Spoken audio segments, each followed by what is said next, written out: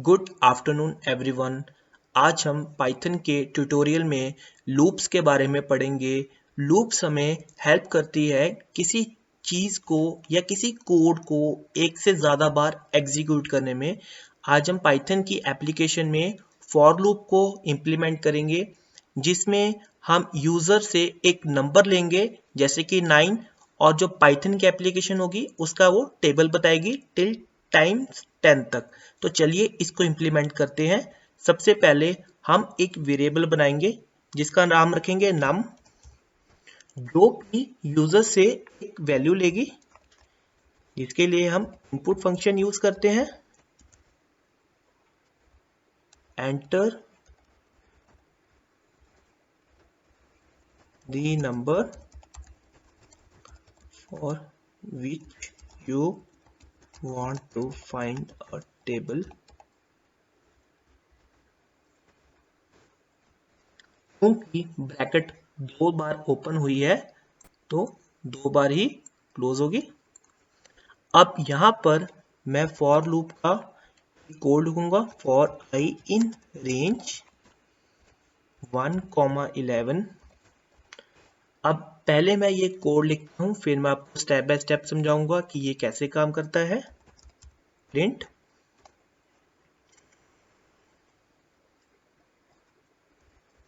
num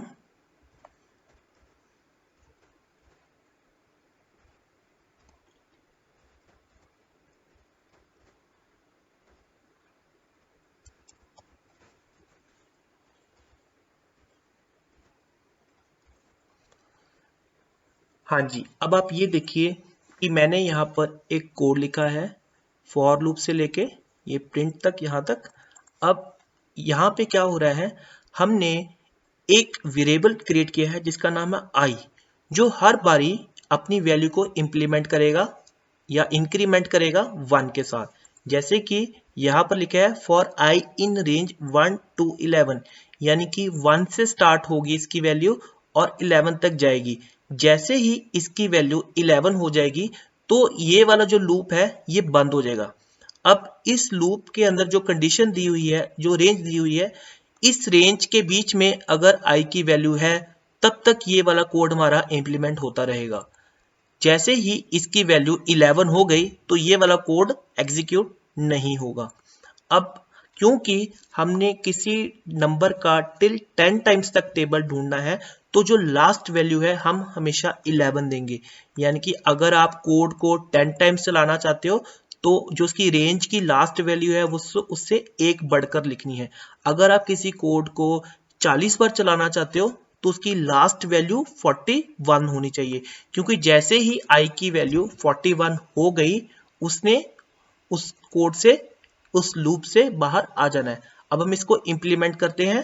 अब हम इसको रन करेंगे, इस मॉड्यूल को रन करेंगे। अब यहां पर एक नंबर हम एंटर करते हैं 8, एंटर दबाएंगे। आप यहां पर देख सकते हैं कि 8 का टेबल आ गया है। अब आपको साथ के साथ आउटपुट के ये चीज समझाऊंगा। हम कोड को और आउटपुट को एक साथ इकट्ठे कर देते हैं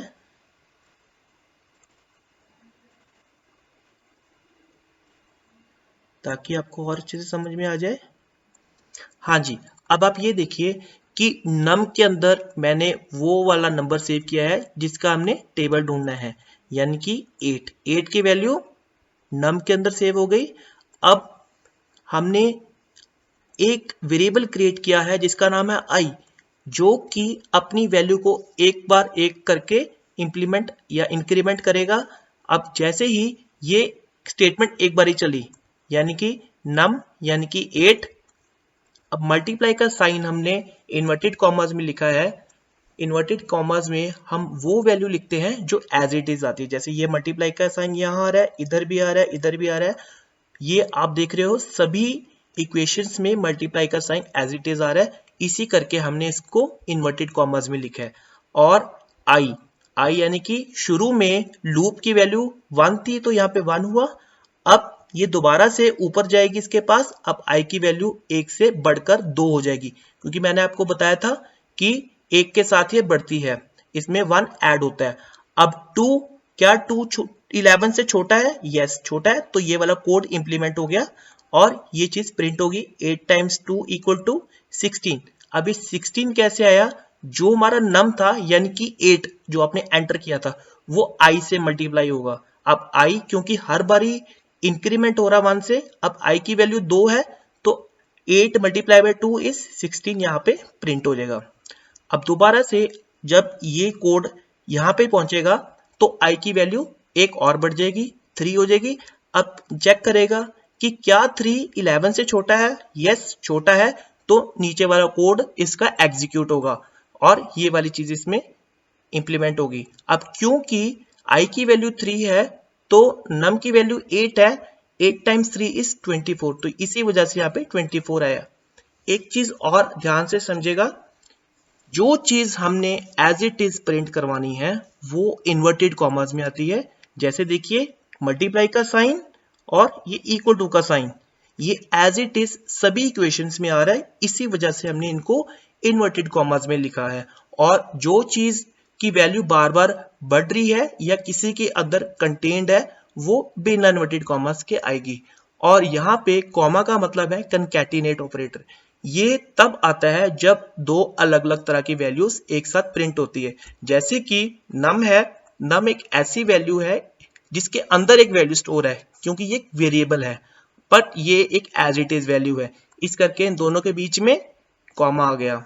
और यहाँ पे आप देखते हो कि इस मल्टीप्लाई के साइन और i के बीच में कॉमा है क्योंकि i की वैल्यू बार बार बढ़ रही है। तो इस तरह से हम फॉर लूप को पाइथन में इंप्लीमेंट करते हैं। तो चलिए आज के लिए इतना ही। Till then goodbye. मैं कुछ और वीडियोस के साथ बहुत जल्द हाजिर होऊंगा। गुड बाय, टेक केयर और प्लीज मेरे चैनल को सब्सक्राइब कीजिएगा ताकि आपको नई नई अपडेट बहुत जल्द मिलती रहे।